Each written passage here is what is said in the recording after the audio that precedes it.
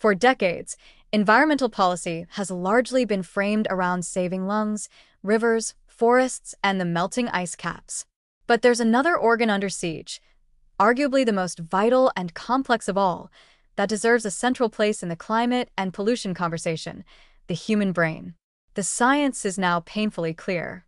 Air pollution doesn't just clog arteries or irritate lungs.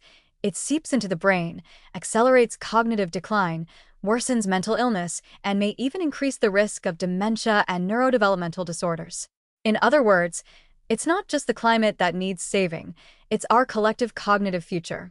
And yet, public policy continues to treat this growing body of evidence like a footnote. That needs to change.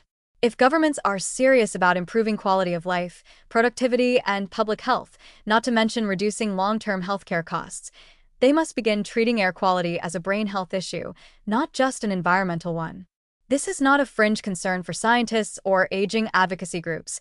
It's a foundational policy issue that affects everyone with a nervous system. The data is sobering. Long-term exposure to fine particulate matter, PM 2.5, nitrogen dioxide and O2, ozone, and other airborne toxins has been repeatedly linked to memory loss, reduced attention span, structural brain changes, higher rates of depression and anxiety, and increased risk of Alzheimer's and other dementias. Children exposed to high-pollution environments show lower IQ scores and more behavioral problems. Elderly adults exposed to even modest pollution levels decline faster and face significantly higher rates of cognitive impairment. This is not speculative science. It's repeated across continents, age groups, and study designs. And yet, most air quality standards globally are still set based on cardiovascular and pulmonary thresholds: how much pollution it takes to cause a heart attack or asthma attack, not how much it takes to interfere with neurotransmitter function, synaptic plasticity, or hippocampal integrity. In short, we've been regulating for the breath, but ignoring the brain. Thankfully, some countries are starting to act on this knowledge, though they remain the exception, not the rule. South Korea, facing an epidemic of dementia and one of the world's highest elderly populations, has begun integrating air quality improvements into its national dementia strategy. In 2021, the European Union proposed revisions to air quality directives that explicitly consider emerging neurological data. Canada has quietly tightened its PM 2.5 standards to levels lower than the U.S. Environmental Protection Agency, citing neurocognitive risks among the reasons. Meanwhile, several Scandinavian cities, including Stockholm and Helsinki, have implemented ultra-low emission zones and green buffers in school and elder care neighborhoods, not just to fight climate change, but to protect the cognitive development of their youngest and oldest residents.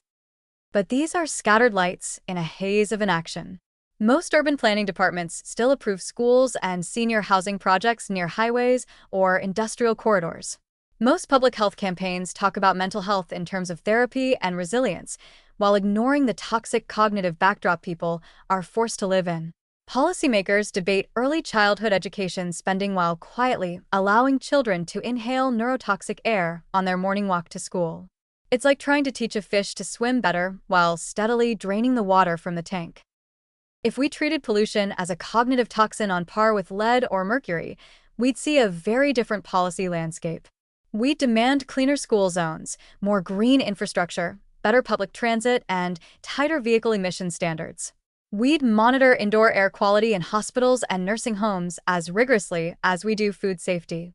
We'd frame clean air laws not just as a climate win, but as the largest and most equitable brain health intervention money can buy. And let's talk about that money. The economic toll of cognitive decline is staggering.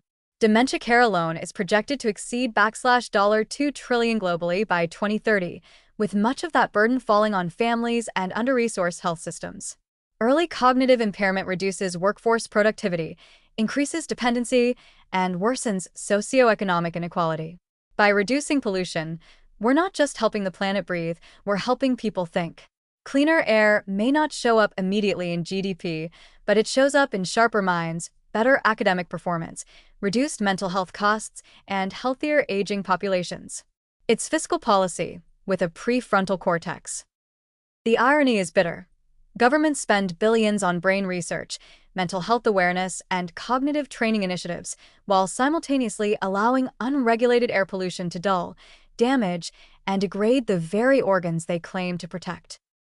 It's time for environmental and health policy to stop living in separate silos.